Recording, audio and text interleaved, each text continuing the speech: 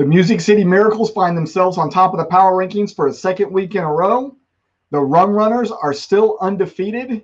And we have our first team eliminated from playoff contention mathematically. All of this and more in 20 seconds.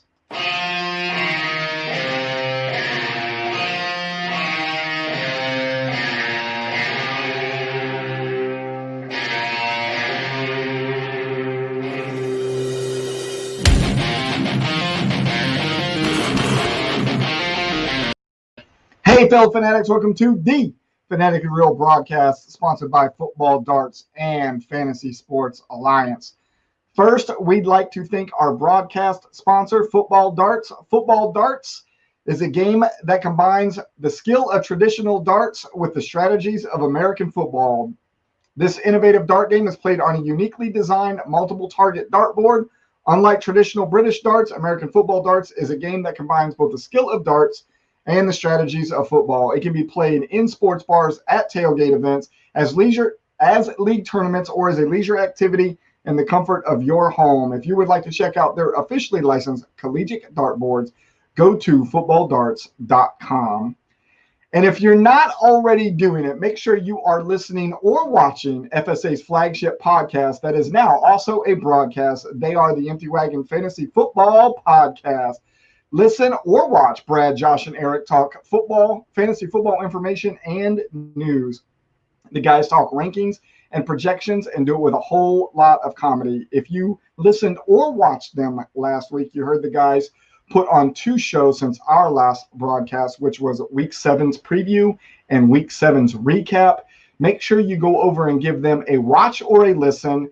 And you're not limited to just listening to Week 7. Make sure you go out and listen to everything that they have. If you're not already listening to Empty Wagon Fantasy Football Podcast, you are doing fantasy football wrong. Go over to our newly designed website at fsa-fr.com and click on the watch or listen in the main navigation menu. And you'll be able to go out and find Empty Wagon, the Fanatically Real broadcast, or the Average Bros on any of those links.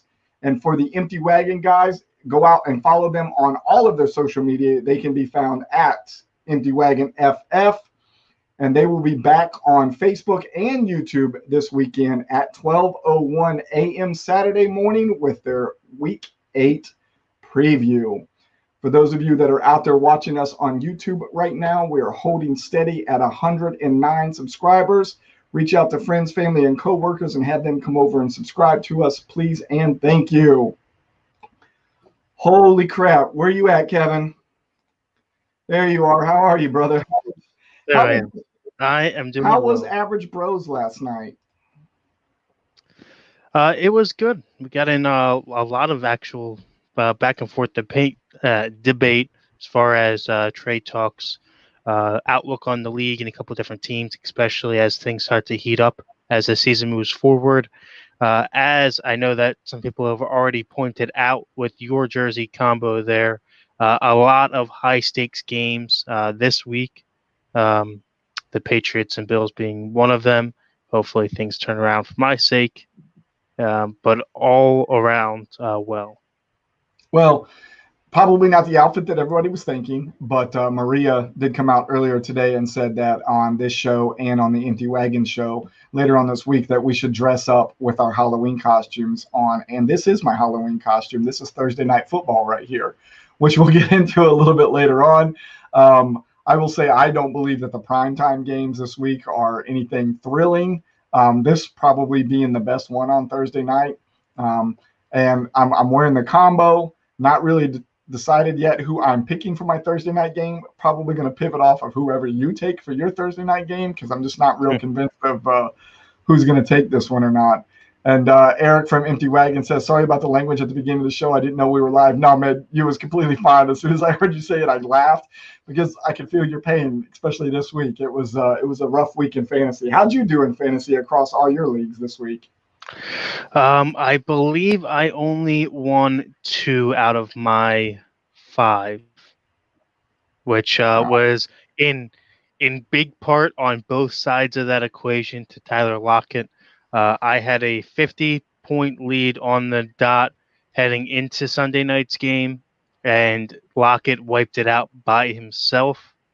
And then on the other side, in Dynasty and Charlie, it was Charlie that I won in by 20 points, and I had Lockett, so I won because of because of Lockett. him. Yeah. I think I went 2-4 this week. The only two that I ended up winning was, I think, Delta. I ended up pulling off, and then the Meathead League, the one that I played with Matt Kroll from the New England region. I think I ended up winning that one over there. That was the team. Whenever I drafted, their draft analyzer said that I was going to go 11-1, and I started the season with 3 straight losses. So it's been a struggle over in that league. Very unique format. That's very tough to play over in that one. In case you paid attention to the chat group earlier on GroupMe, Damien's comment here, it's a men's nightgown or bust for me. If you haven't been paying attention to GroupMe, but you are a part of it, go over and go back to the messages today, and you'll see what that comment is all about. I still think that there's not going to be a men's nightgown for me in my future, no matter how much you all want me to wear that live on the show. So, hey, we've got some NFL news for you, but if you really want the abundant amount of NFL news, make sure you are watching our Tuesday night broadcast, The Average Bros. It has Kevin that's on here with me tonight and his brother Josh. They put out a full complement of NFL news there. We are just going to scratch the surface here tonight with some of the bigger stories that they did talk about, in fact, last night. So if you want the full amount, make sure you go over and watch last night's Average Bros broadcast. So we are going to talk about Odell Beckham, such big news right now. Cleveland Browns place him on the IR because he tore his ACL, so done for the year.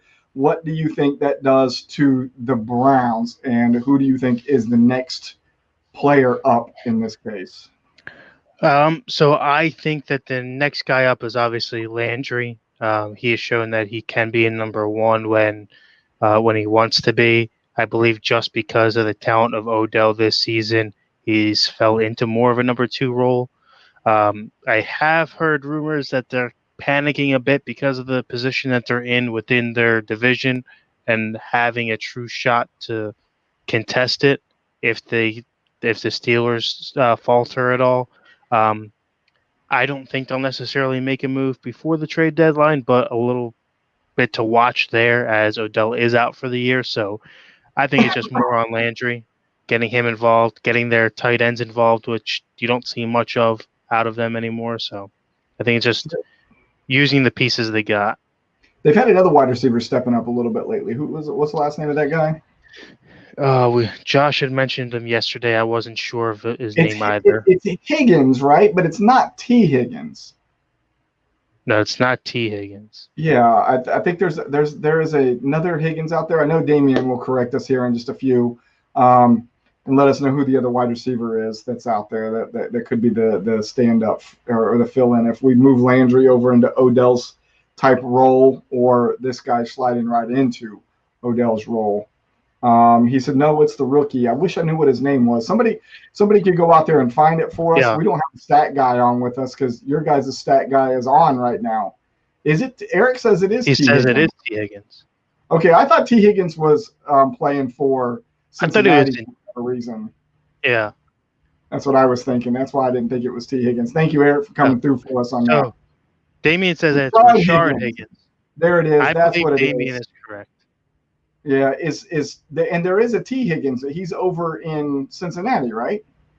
I believe so. Is this the one and the same, and this guy goes by Rashard or by T? I couldn't tell you. I don't know much of those. Yeah, Damien T. Higgins plays for the Bengals, and then Rashard Higgins is for Cleveland. Okay, that clears it out. Clear as mud right now. But it's a little bit of research, a little bit of Twitter chatter. I'm thinking that could be a guy that could be a waiver wire pickup, maybe an ad drop. Eric says he definitely thought we were talking Cincinnati. That's why we brought up T. Higgins. So yeah, possible pickup for somebody out there if they need it right now. We are failing as a football broadcast right now. Probably. I mean, we know at least knew there was a Higgins out there. I was pretty sure that Yeah. there was two of them because it kind of threw me for a loop when I saw the picture and they were talking about a Higgins on Cleveland. And all of the times that I've listened to Empty Wagon and I always hear them talk about T. Higgins and with Cincinnati, and I was like, wait a minute, I'm confused now. But now I get it. I'm not as confused as I was. Probably not big news, but I don't know if you guys mentioned it last night on the Average Bros. The LA Rams released kicker Sam Sloman.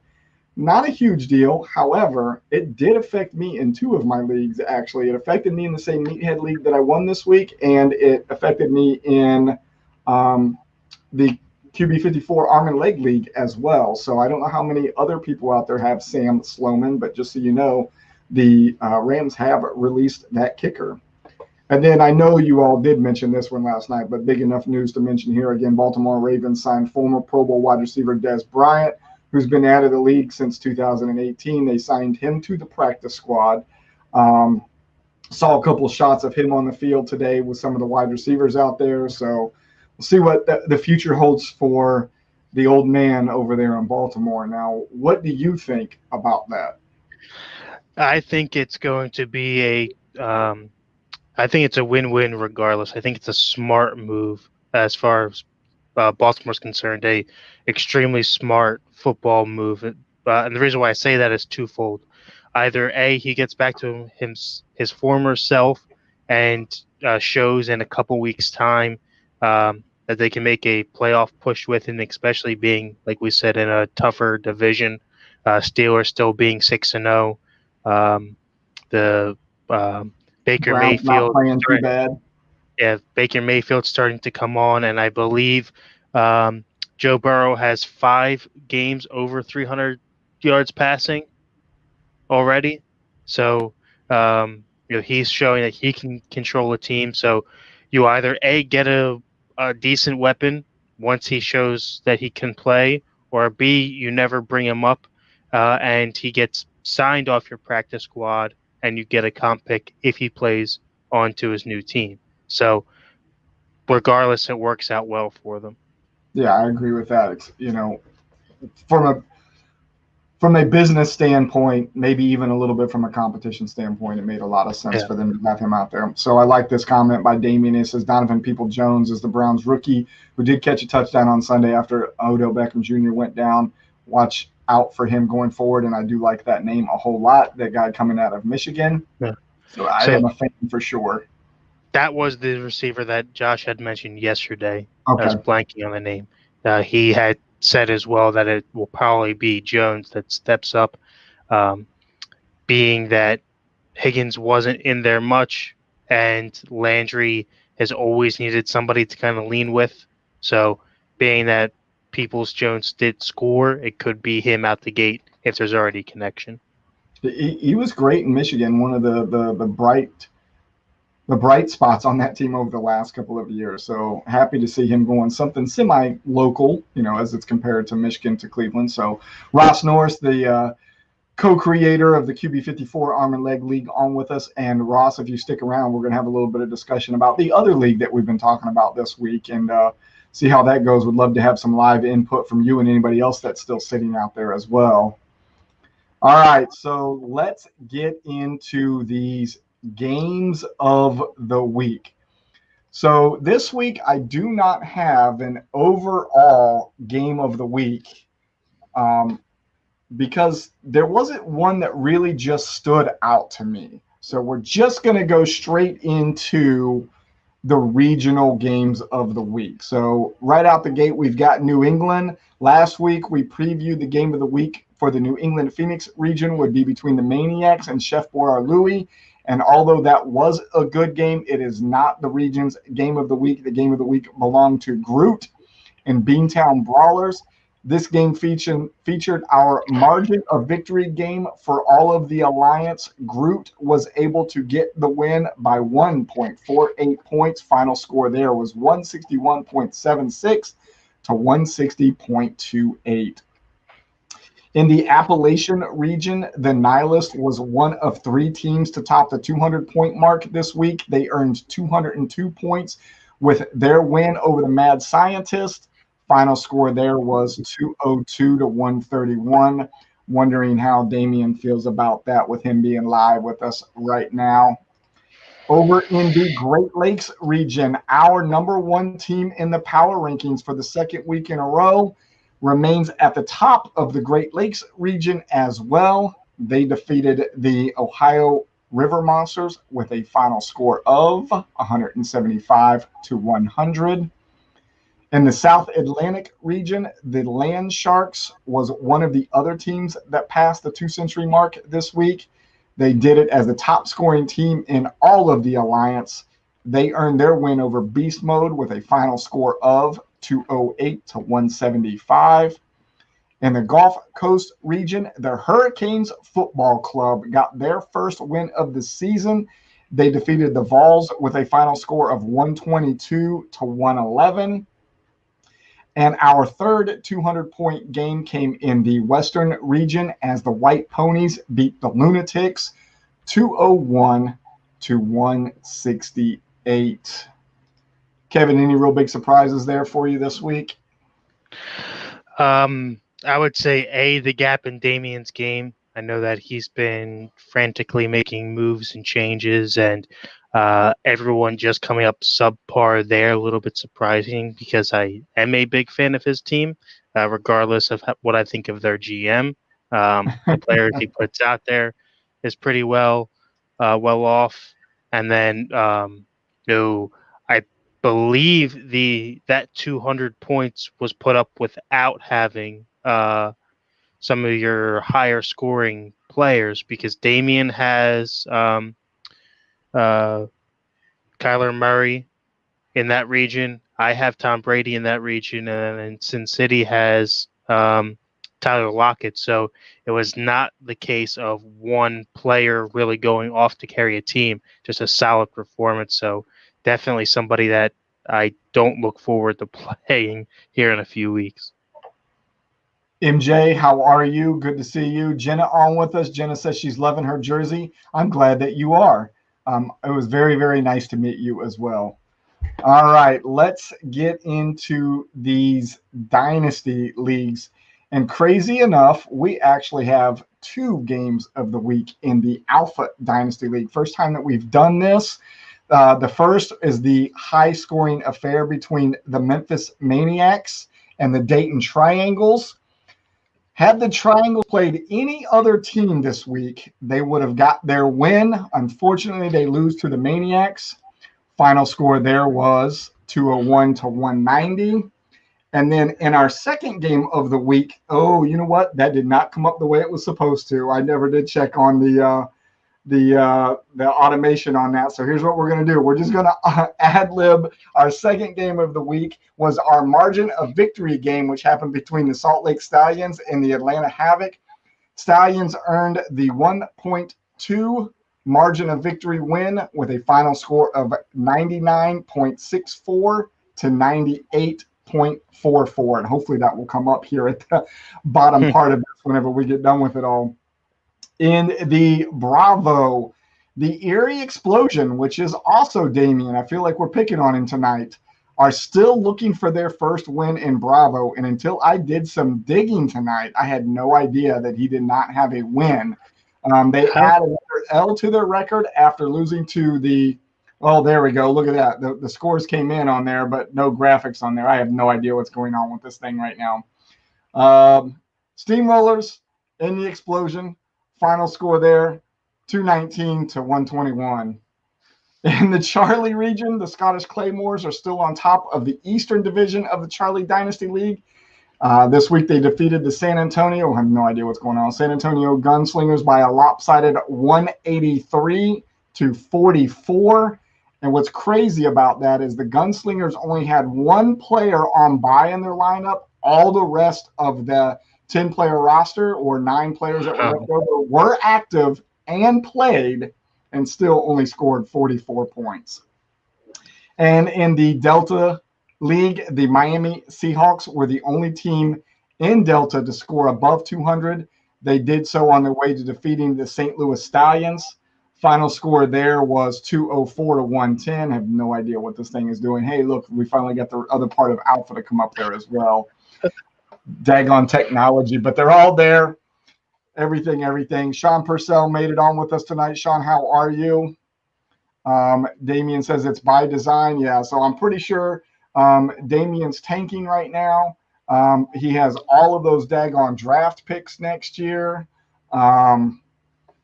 But you got to remember the draft order is going to be on possible points scored by those final teams that don't make it into the playoffs. I don't know what that looks like for you right now. But either way, with all of the picks that you have been accumulating, I think you're going to do all right there. I just did not know that you did not have a win yet. Very surprising. All right, let's get over to these QB54 arm and leg league scores. So Randy was one of two teams to reach the league leading 34-point mark this week. He did so with a win over Brian Lewis. Final score there was 34 to 22. And then in the NFC league co-creator, Ross Norris also scored 34 points, and he knocked off John with a final score of 34 to 4. Anything really surprise you in the Dynasty or the QB54 arm and leg leagues? Well, very surprised to find out, because I'm not in Bravo, I am in Charlie and Delta, that Damien does not have a win. That will not go unsaid. I mean, I don't know how that's possible, Damien, if you care to share a little bit more there. But that is the crazy thing about Dynasty teams, and I know that we will look to add them in the future of FSA, is just the dynamic of, the difference in redraft and playing for next year, which you have the ability to do in Dynasty, versus, once you're out in redraft. You can't restart and rebuild. So Damien could quite possibly be correct by saying it is strategy by, once you start to lose and you think you're out, go ahead and start rebuilding and trade off, anybody that may have value for, a one for many player swap situation for yourself. So I do believe him that it's strategy. Still crazy that, he doesn't have a win regardless, that it happened that quick to start your rebuild. But that is all in a day's work within a dynasty team. I think I've heard the guys on Empty Wagon say quite often, if you're not always in a constant rebuild mode, you're not playing Dynasty right.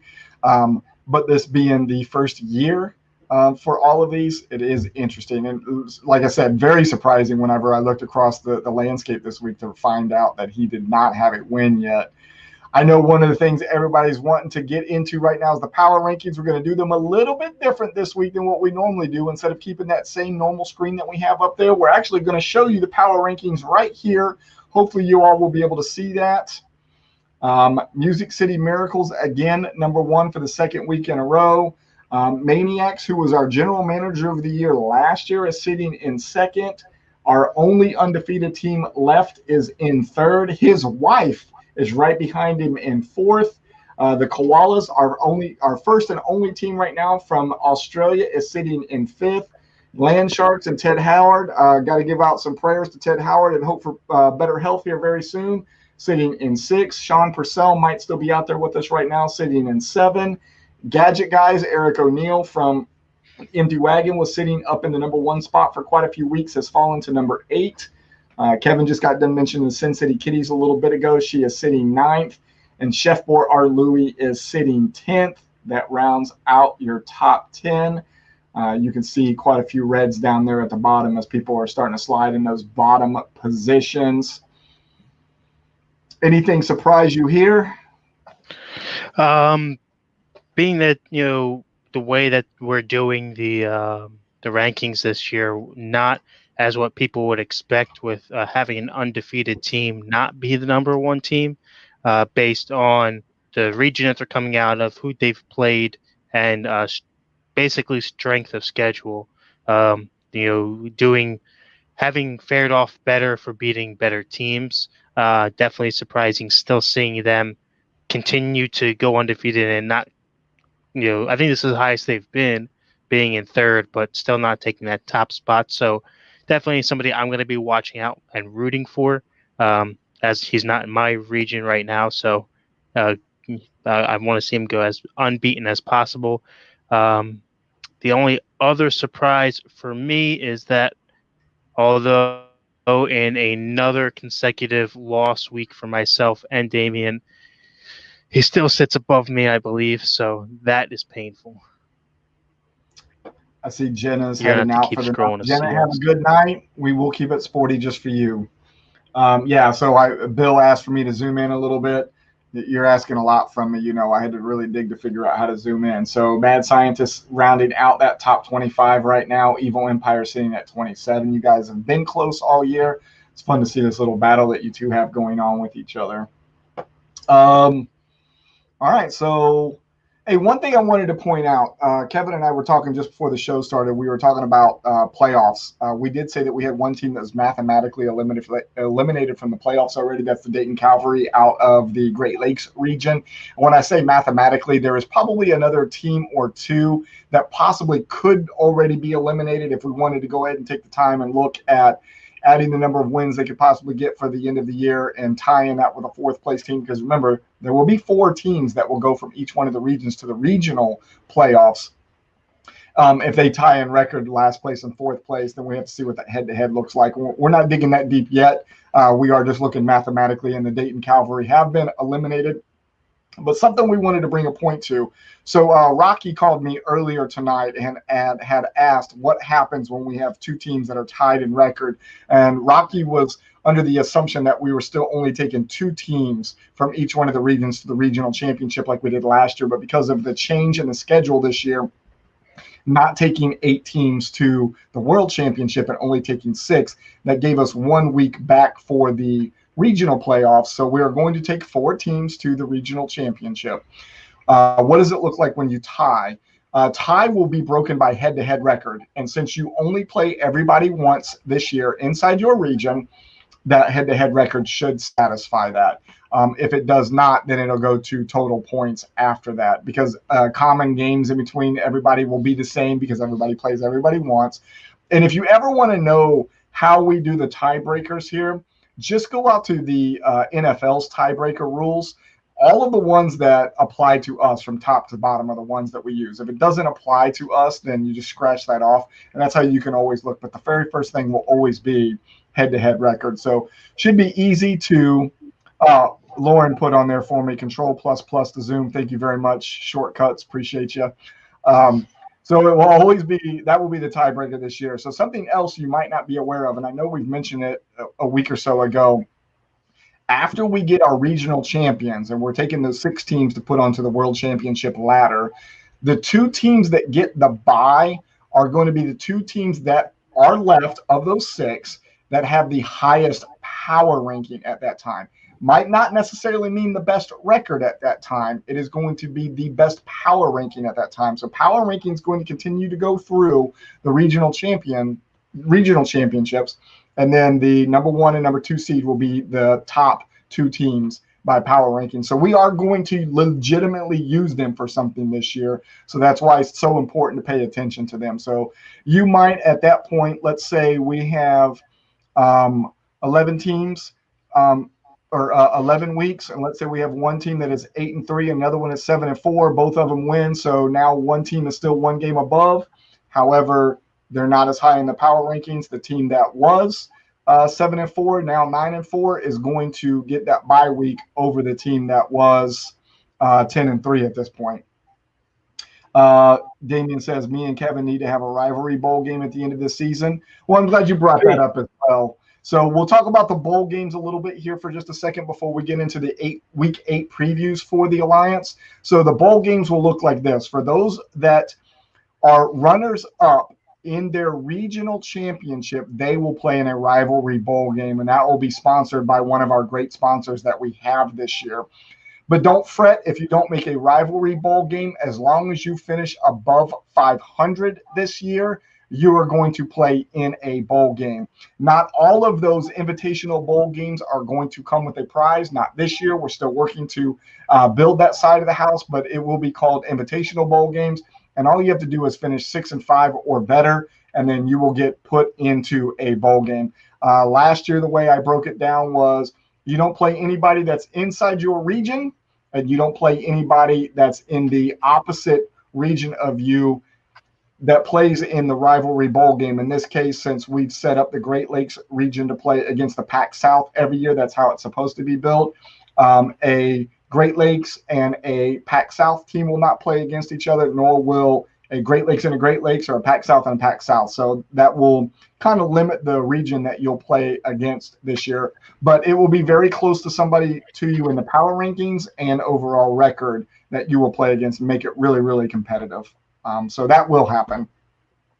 All right, let's get into these Week 8 previews for the games of the week. So the top game of the week going into Week 8 is going to be the Sin City Kitties, and I think Lauren might still be out there. She's ranked number 9 right now against the Ship Huggers, number 13. So they play this week. That is our game of the week for all of the Alliance for Week 8. And then an interesting note for our Dynasty Leagues this week. All of our Dynasty Leagues are playing interdivision play this week. So the 2 San Antonio teams that we have are going to play against each other in Charlie. And then in Delta, the 2 New York, New Jersey teams are going to play against each other. Remind me who those are? I know that I happen to be the GM and owner of the New York, New Jersey Knights. And the lesser of the 2 New York, New Jersey teams, as I see you grabbing the hat there, is yourself. That would be me. I'm not feeling real good about that Delta team. Knights, congratulations on your win. I'm going to go ahead and give it to you right now. But yes, we will have the 2 San Antonio teams play against each other and the 2 New York, New Jersey teams play against each other this week. So that'd be very, very cool. It'd be cool to see that happening. That's the game I've been looking forward to since week 1 after I beat Damien. All I got to do is knock you off, and I'll be happy for the year. Be happy for the year. So we did say we were going to try to come up with some kind of trophy that will bounce back and forth between the 2 of us. We got to make it very New York, New Jersey-like, so we still have to figure out what that's going to be like. Yeah, Damien says it's time to blow it up. I sure hope so. I would really, really love to get a win over Kevin. So I have something to brag about on next week's show for sure. I think he means blow your team up, as in break it down and rebuild. Oh, get rid of it? Yeah. You know what, though? As fun as it has been to create these dynasty leagues, right, and do these defuncts and putting together the history and the logos and everything like that, I have found that as bad as I might be in redraft, I'm equally or doubly worse in these dynasty leagues. I am just not good at dynasty. I was going to say, it's funny that you say that, because going into Delta, myself and Josh, who co-owns the team currently, went into that with a very specific strategy that had not yet been done across the first 3. And we went in with the plan to have 3 first-round picks, and then we would not have picked again until the 5th or 6th round. So, and what happened with that? What happened was you did the exact same thing, and you took every one. So, 2 out of the 3 picks that we had targeted ahead of us by one or 2 picks. Yeah. And then on the flip side of things, once the season starts, now we end up sitting ourselves at 5-2 currently, after I thought we may not win a game. I'm not even sure what my record is in Delta. I can't even tell you. I'm at 2-5, 1-6. Couldn't even tell you right now. 2-5, I believe. 2-5. All right. Well, worked out for you. Did not work out for me.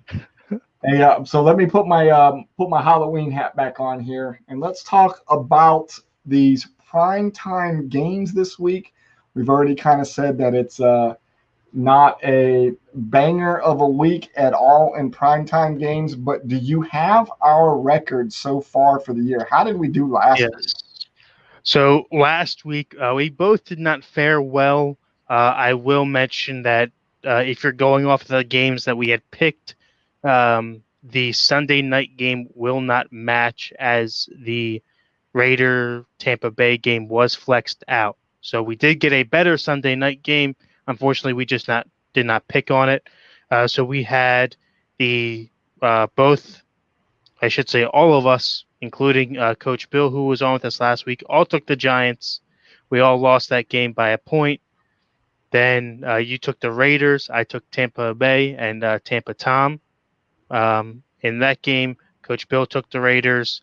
And then, as a consensus, we all took the Bears for the Monday night game and lost, bringing your total record on the season at an even 500, 11-11, and me catching up very slowly after a poor start, sitting just behind you at 10-12. What's crazy is we're sitting at 11-11 and 10-12, and we're not even picking against the spread. We're just trying to pick these games straight up, and we're not doing well. I wonder if maybe we would do better if we started doing point spreads with these. But let's talk about the point spreads for these games, right? So Thursday night football, we've got Atlanta at Carolina. Carolina favored by 2.5. Over under is a massive 51.5 points. I'm going to let you go first on this one because I might pivot who I'm thinking about taking based on who you pick. When I look at this game, it's if you were to think about the teams and the team's history and then playing each other, it would be a toss-up. But as I've watched a young team progress and now start to see its second receiver in DJ Moore come to life, Robbie Anderson get new life outside of New York, a young quarterback start to forget his turnover woes and push forward and progress. Mike Davis, a backup running back, taking on his own role and could start anywhere else, if not behind Christian McCaffrey. I don't see how the woeful Falcons pull this out. Although they do have a stout offense and can put up points, I don't think their defense can stop all of the bag of tricks that will be seen out of Carolina. I'm going to just go ahead and pivot then. It's really hard for me to decide who I was going to take here. Not even doing this for Julio. I'm doing this for Calvin Ridley, and I am a Calvin Ridley truther. I was able to grab him in the NCFF league in his rookie season, and he has been great for me over there. I know he is putting up great numbers in the NFL and in FSA this year. So since you are going to, and we got to figure out a way to start separating ourselves a little bit, I will take Atlanta tomorrow night. Yeah, and I would love to have those 2.5 points to go along with that if you want to play with that or not. Damien's got a good question here, is how are the Falcons going to lose this week after losing because they scored last week, which is a new one for me. And apparently that was actually discussed in the huddle. They went into it knowing, hey, you are probably going to break this tackle and get through the line. You need to not score. And then just kind of couldn't stop his momentum and fell forward. I finally got to see the play, and I was like, oh, Lord. You know, it was like, oh, he remembered, but I'm already across the line. What can I do now? Yeah, they'll definitely – we'll have to – I don't know if Sean's still out there or not. Maybe Sean can chime in and let us know how the Falcons are going to lose this week. But I'm keeping my hopes up and my fingers crossed that Falcons do get it. Bill says Falcons for the win. Let's hope so. All right, so let's talk about the snooze fest that will be Sunday Night Football as Dallas is at Philadelphia. Check this out. Philadelphia favored by 7.5 points. A very low over-under at 43.5. Who do you take in this one? Oh, God. I'm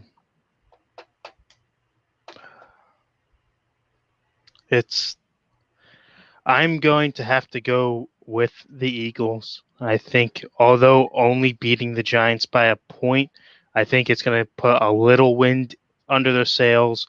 They do get Jalen Rieger back, and I believe Jason Peters back this week, or a couple pieces. Now that doesn't solve and all of their issues by far at all at any means, but I think being a divisional game and being basically winner keeps the division, because if the Cowboys do win, they will hold the division in this. I think that feeds the fire a little bit. So I think the Eagles will pull it out. Eric says, I'm more excited to see Danucci be absolutely awful for the Cowboys. That is going to be the starting quarterback for the Cowboys this week. Probably nobody knows anything about this guy. Absolutely no game film on him. Could make it a little troublesome for Philadelphia, but not enough to worry about anything. Vegas definitely has this one right by having Philadelphia favored by 7.5, and I really can't go against that odds. I don't even know if I would take Dallas plus 7.5 right now. So straight up, I would definitely take Philly this week. I'd have to agree with you on that one. And Rocky and I were talking earlier tonight, and he says Dallas needs to trade for Fitzpatrick. I've heard that from quite a few people lately. How do you feel about that?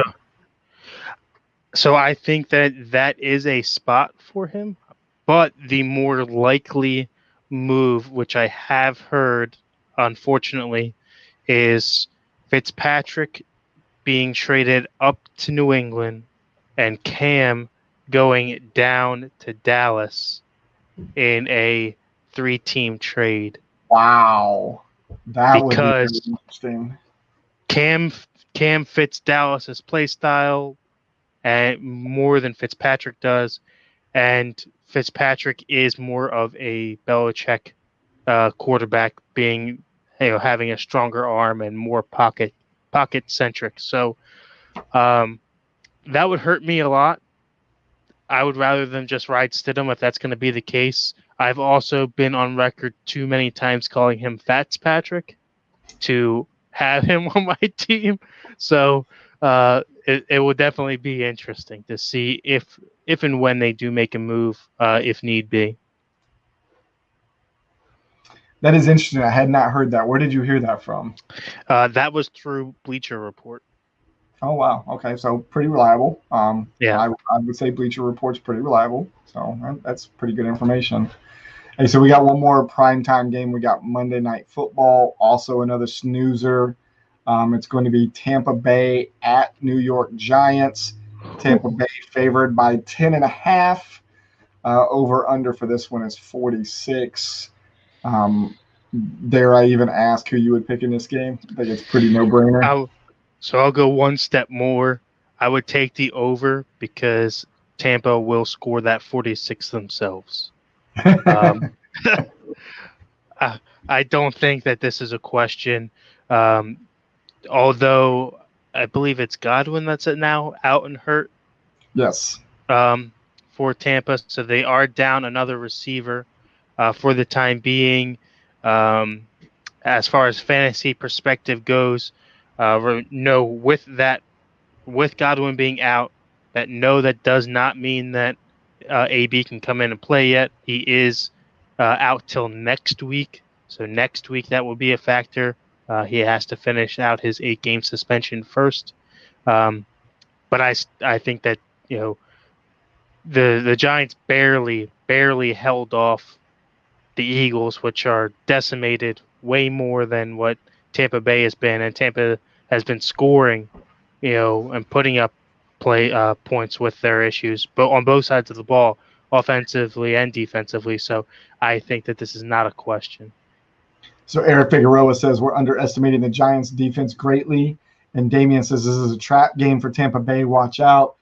I disagree. I lean more towards what Kevin says, them possibly being able to score 46 all on their own.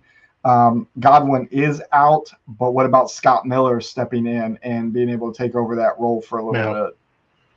Yeah. I mean, he has shown it. Plus, I believe Fournette is getting healthier again. We'll see for how long, knowing how that team goes, but just another option. We did see Boston Scott go off a little bit against them last week, so I would say, and I would hope that most would agree, that Fournette is leaps ahead of what Boston Scott is. So I would hope to see him tear them up a little bit more throughout that offense. So, yes, it is a typical trap game, playing down to a team, but I don't think that they're in a position to do that playing out of that division that they're in. So, Boston Scott sitting on my bench in the NCFF league for me losing for of my losses this year, all because I just started the wrong guy with a good one sitting right there on my bench. And so that takes care of the primetime games. One of the things we wanted to mention, and you see them coming across the bottom of the screen there right now, teams that are on bye this week: Arizona, Washington football team, Jacksonville, and Houston, all off this week. So make sure if you have anybody or any of those players in your lineup, make sure you get them out of your lineup. Don't forget to set your lineups.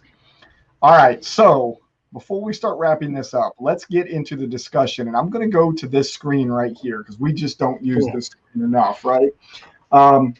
Let's talk about King of the Castle. And hopefully that there will be plenty of people out there that have been on Group Me with us this week as we discussed it, and see what some people's thoughts are live tonight. So Ross Norris, brilliant mind in the fantasy football world, might be a personal opinion of mine, but I do believe that the man is brilliant. He's the one that came up with the great NCFF league that I play in for the last couple of years. Came up with the concept of the arm and leg league as well that we co-commissioned together. And he brought to me over the last week another great idea of doing something that we are now calling King of the Castle. Think about it as a regulation league, except for you are being regulated every single week, not regulated season long. So the concept is 16 teams start. You will draft a total of 10 roster spots. You will start 8 of those. It looks like we will do it as a super flex. It will be a tight end premium. However, a tight end is not required to be in your lineup. And then we will limit your roster size to 2 quarterbacks. That way that the quarterbacks are spread out there. You'll have all 32 starters from the NFL there. What we're doing is we're calling these levels. All of those teams, those 16 teams that will play the 8 games in week 1 will be at level 1. All of the winners from week 1 will move up to level 2. And all of those that lose will stay at level 1. And then the same thing will happen in week 2, but only the teams that are at level 2 will play against each other, and all of the teams that are at level 1 will play against each other. Will only play head-to-head, but at your level that you're at.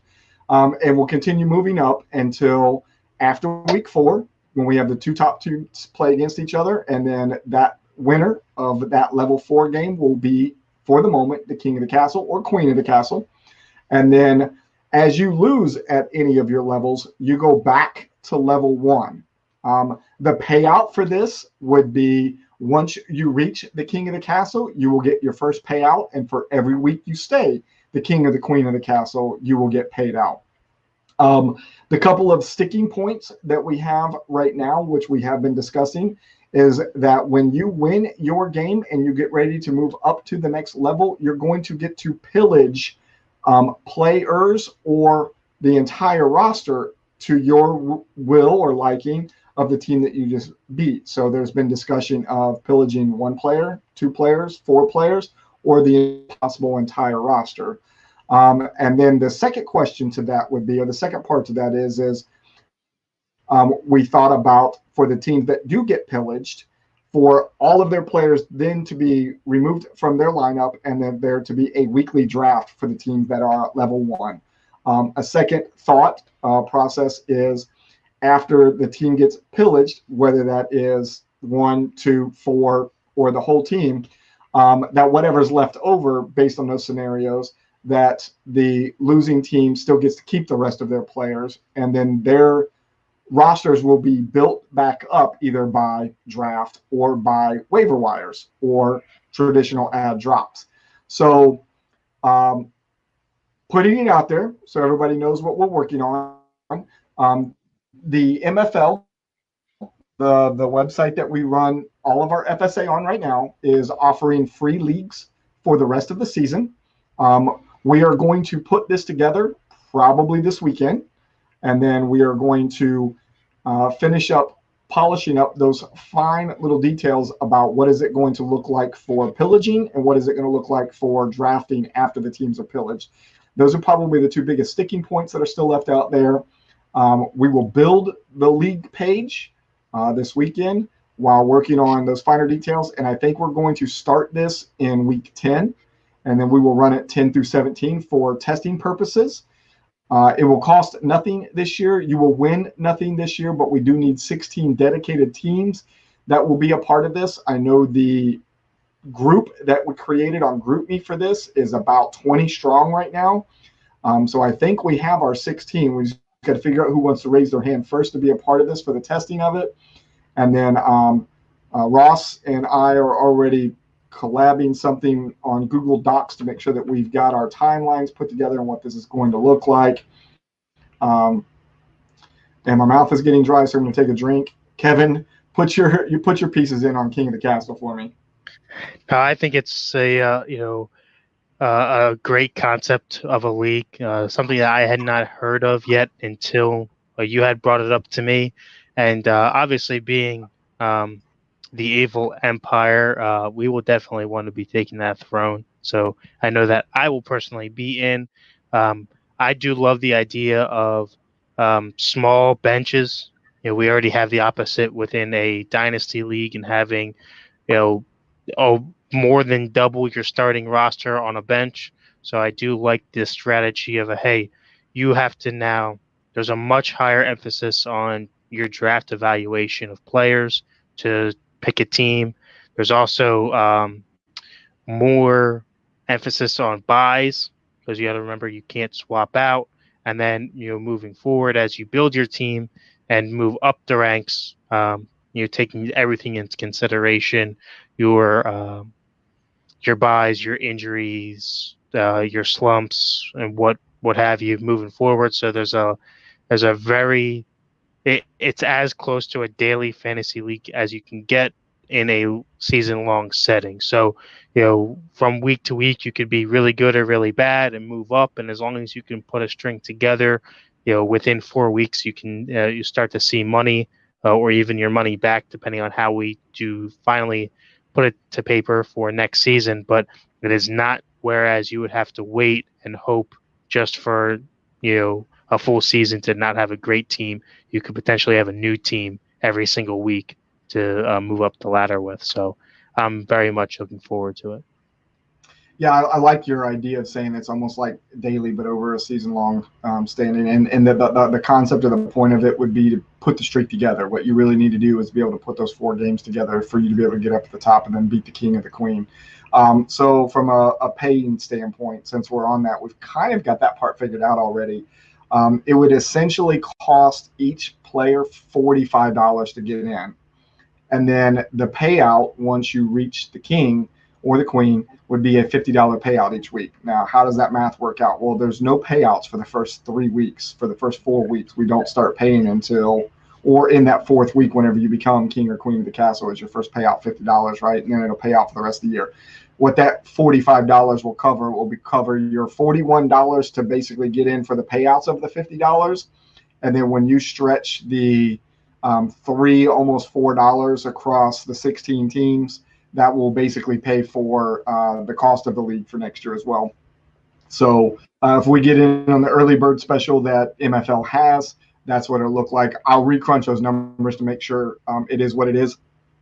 But it's going to be so close to 50, but still under 50, that all you have to do is win 1 week, and then you're going to get your money back. So that's really what it's all about there. And then it really is just putting that streak together if you want to cash in a little bit more. Damien says that a lot more strategy comes into play, forces more in-season activity from owners.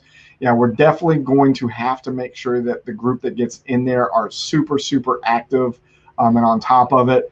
And what we promise to do on this side is to keep a really strict battle rhythm with this. Like, when do you need to make the announcement of the players that you're going to pillage? And then when are we going to do the ad drops, waiver wire, or draft?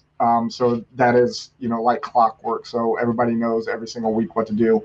I'm sure from the commissioner standpoint, I will still have to send out a lot of reminders until it becomes a battle rhythm thing for everybody. But I think it'll be a lot of fun as well. I'm glad Ross brought it to me. I know that he's going to ask his NCFF guys if we don't get our 16, if they want to test it. I think we're going to be okay there. But definitely once we refine these rules and he reaches out to the NCFF guys, we might be able to put 2 of these together next year. Who knows? Eric says he's looking forward to the idea. And what I like about it even more when Ross and I talked about it was the newness or the freshness of this. Some of you have heard me say that I got a sitting out there that is 53 different league types on my list that I would love to get around to doing one day. And this was not on that list. So, add this to the list and make it a list of 54 now. All right, so let's start wrapping this up. First thing I would like to tell you before we start rambling off these times for our upcoming broadcast and podcast, don't forget we are on daylight savings time this weekend. So the majority of the country will be falling back 1 hour Sunday morning early. So that will give you an extra hour to work your lineups in theory, sort of. The games are still going to kick off at 1 o'clock no matter what. So, but before all of those games happen, so we have the Empty Wagon Fantasy Football broadcast happening at 12:01 a.m. East Coast time Saturday morning, which is 31 October, Halloween. Then that same broadcast will be released as a podcast at 5 o'clock in the morning on Saturday, 31 October, East Coast time. And then their next broadcast will be at 12:01 a.m. on Monday, 2 November. That will be East Coast time. And then that same broadcast will be released as a podcast at 5 o'clock in the morning on Monday, 2 November. The Average Bros with Kevin and Josh will be back at 8 p.m. East Coast time on 3 November. And then we will be back here for the Fanatically Real broadcast on 4 November at 8:30 p.m. East Coast time, just like normal. You see all of our social media links coming across the bottom there. We've got Facebook, Instagram, Twitter, YouTube. We have the new website at fsa-fr.com. Make sure you go over and take a peek at that. Appreciate Jenna coming on today and letting us know that she liked her jersey. If you follow us on all of these social medias, you'll see what we're talking about. We were able to get our first jersey out to a customer or client outside of my Monarchs jerseys. So if you would like to have one, come up on the net and let us know. I know Kevin's already been asking about how he can get an Average Bros jersey. So I'm going to, news about that. So I got to talk to my contact that's over there. They didn't quite close the doors yet because their Wi-Fi is not set up in the new location yet. So they might be delayed a few more days before they actually get into the new building. So that might delay me being able to get over and talk to them for you about the jersey. So same for anybody else who might come up on the net and say, hey, I would like to get a jersey. The place that we're going through, Hometown Sports, is moving into a new location right down the street.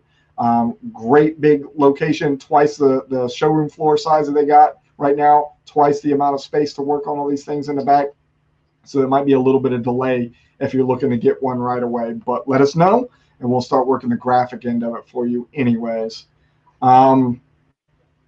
Yeah, let's get into thanking all of our sponsors. So Finger Lakes Mercantile is a bowl sponsor this year. Football Darts, they are our broadcast sponsor. Nature Coast Tailgating, which is our World Championship sponsor. Deep South Creations, another one of our bowl sponsors. Southern Siren Sugar Scrub, a bowl sponsor. QB54, which is our arm and leg league sponsor. Got to give them a shout out for something new that they are currently working on. They have an app that is being built for them. So as you're playing QB54, you can pull the app up on your phone. It will keep track of your score. It will also keep stats for you. If you're one of those guys that likes to push the buttons and say every time you toss that ball, whether you got a 3-pointer or a 6-pointer or you kicked your field goals, it will keep all of these stats for you. And if you're close to somebody else who is also using the app on their phone, you can compare stats because it will actually share it across the phones. How that works, I don't know, but that is close to being released. I talked to QB54 and the programmer for the app today, and they are very, very close to having that released. Cranky Veteran Candle Company for being one of our bowl sponsors, thank you. And to the Recast, who are the official music of Fantasy Sports Alliance. Kev, it's great to be on with you again. I don't know if anybody noticed or not, but you shaved your beard off a little bit, I see. I did. Yeah, looks pretty good. It's hard to tell with the Black Evil Empire shirt on that. Yeah. But I do see some neck area there. So, yeah you can definitely tell I just shaved had, off. it was my yearly checkup on my chin, just making sure it was still under there. Still. Well, it looks good. So, hey, good luck to everybody this week, except for Kevin in the Delta Dynasty League. And Go. Damien. Oh, and Damien. Well, that's between you and him.